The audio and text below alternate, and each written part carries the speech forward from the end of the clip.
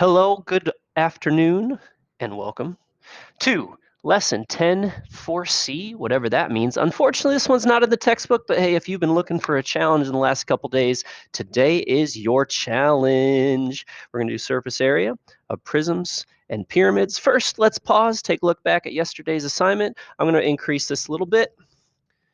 Pause, come on back when you're ready. And that would be 1 through 6. Here we go with 7 through 10. Pause, come back when you're ready. Bring those questions, ladies and gents, and here we go with more surface area. Today, focus on other kinds of prisms, not just rectangular prisms, and pyramids, eventually moving into composite figures. All right, if you need some scratch paper for some examples, I got 2 examples for you. Here we go. First of all, just to remind you, what is a net? If you take a figure that is in 3 dimensions and you slice it up, a net would be a flattened part, almost like you're peeling an orange, of all those figures. And of course, you could imagine there would be numbers in here so that you could figure out the areas. Why would you want to figure out the areas? If you could put in one word, add, right? You would want to add up each individual piece, piece 1, piece 2, piece 3, piece 4, piece 5, put them all together, and then you know how many squares of wrapping paper you would need.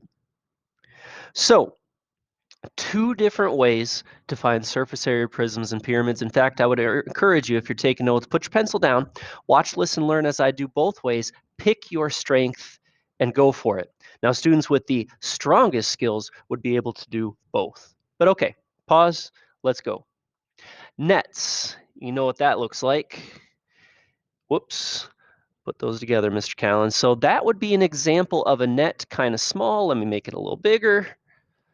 So a net is this flattened object. Notice this is a prism. How do we know it's a prism? It is a prism because it is made of not 1, but 2 bases. In this case, it is a triangular prism. And naturally, it's 2 bases that's surrounded by a whole bunch of rectangles. So if you look at the one that I just highlighted, it appears to be a 10-by-4. Let me make that a little smaller so we can read it a little better. 10-by-4 rectangle. Now, naturally, if all the rectangles have a height of 4, I can go ahead and pop that dimension in all over our drawing. All right, let's go back and look at that back right rectangle, which appears to be 4-by-8.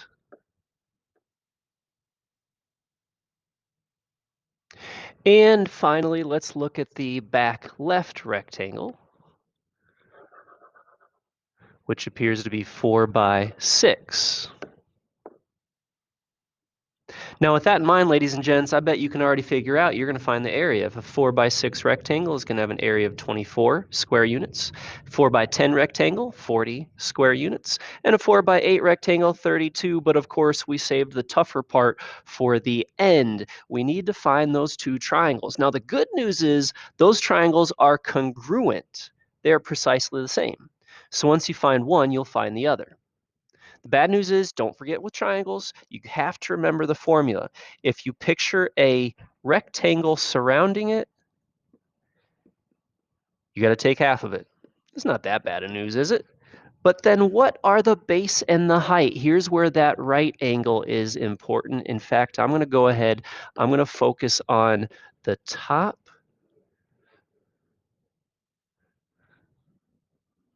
But again, the top and the bottom rectangles precisely the same. Now, because that's where the right angle is, I'll draw that onto my net. Noticing that we got 6 on the left, 8 on the right, and 10 at the bottom, but that 10 isn't even needed. Because if you can turn your paper and see the legs of the rectangle, of the triangle, the base and the height, are what's forming the right angle. So you can say 6-by-8 or 8-by-6, doesn't matter. Half of 6-by-8, 24 square units.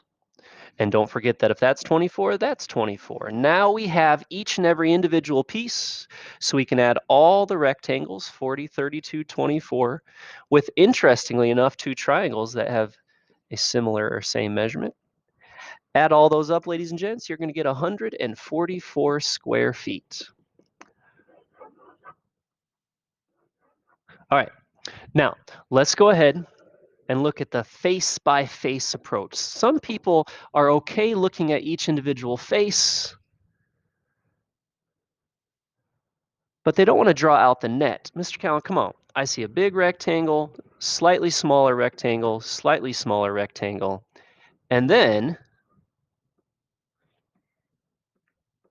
here's a triangle, but the other triangle is just like it.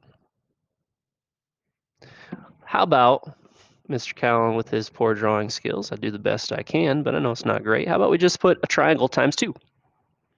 So then you can just do piecewise. All right, Mr. Cowan? Each of those rectangles were 4 units tall. The big one is 4 by 10, 40. The medium-sized one is 4 by 8, 32. And the smaller one is 4 by 6. Then we go ahead and identify, just as we previously did, the dimensions. We don't even need that 10 side edge of the triangle. So we could do 2 of the triangles, 1/2, 8 by 6. Now remember, 8 by 6 is 48.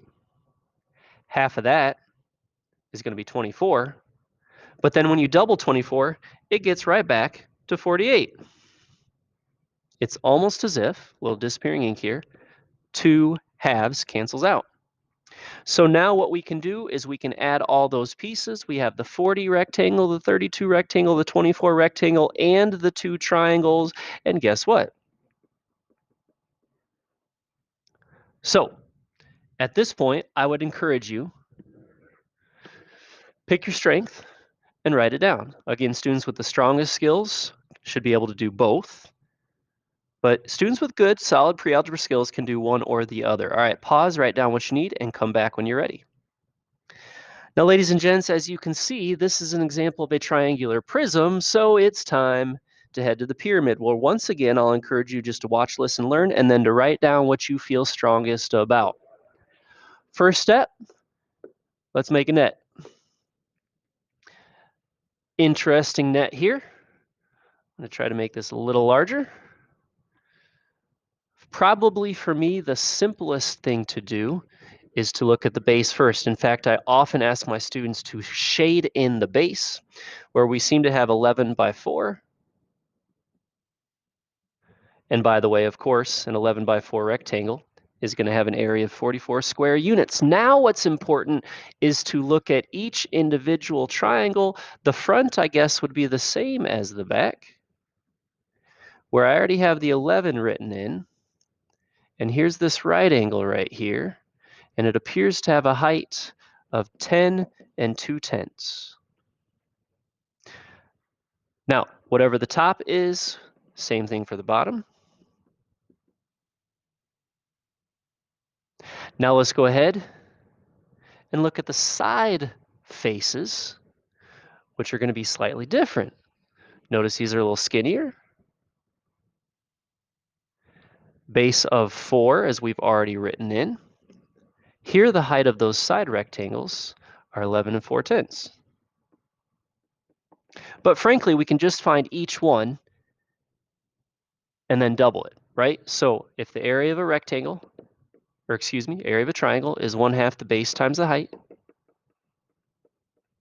Base of this small triangle is 4 kilometers wide, and the height is 11 and 4/10. You'd find out that each of those triangles is 22 and 8/10. I'm going to go ahead and write it and circle it, 22 and 8/10. Now let's go back. Probably should have done this in a different color, huh? But let's stick to blue. Other triangle, 1/2 base height, but in this case, the base is not 4, it is 11, and the height is not 11 and 4/10, it's 10 and 2/10. Multiply 11 times 10 and 2/10, take half of that, you're going to get 56 and 1/10.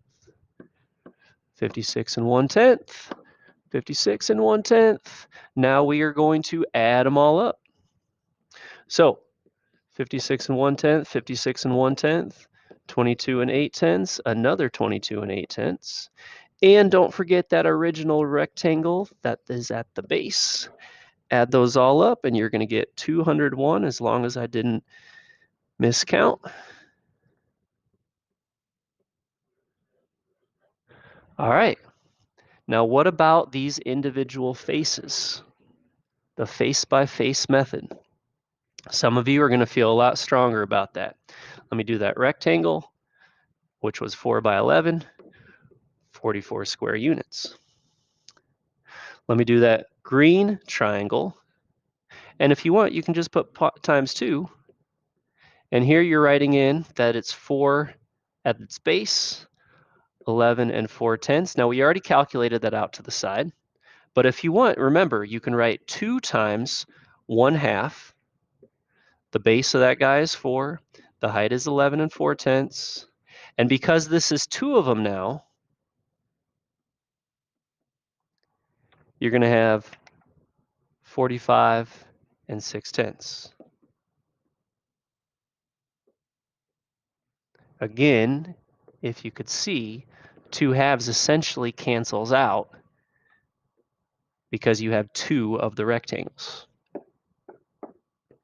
All right, onward. Speaking of 2 of the triangles, I misspoke. 2 triangles here whose bases are 11 and whose height is 10 and 2/10. So again, don't just take half of it. In the end, you want to double it because we have 2 of them. The base is 11, height is 10 and 2/10. Add those up. 112 and 2/10. Again, little disappearing ink here. 2/2 makes a whole. 11 times 10 and 2/10. So naturally, what are we going to do next? We're going to add up all those individual faces. The 44. Oh, don't do that. Let's try that again. Normal pen, please. 44, 45 and 6/10, 112 and 2/10. Add them up. What do you get? Not surprising, ladies and gents, you will get the same answer. Take it, write down what you need, and then we'll head into homework. Pause if you need, come on back when you're ready. Hey, quick follow-up question. What if the pyramid was not a rectangular pyramid? What if it was a square? Ask yourself real quick and then pause. What do we know about the triangles of a square pyramid? So in the previous case, we noticed that we had 2 of these triangles and 2 of those triangles. But what do we notice about these? Well, Mr. Callan, all 4 triangles are the same.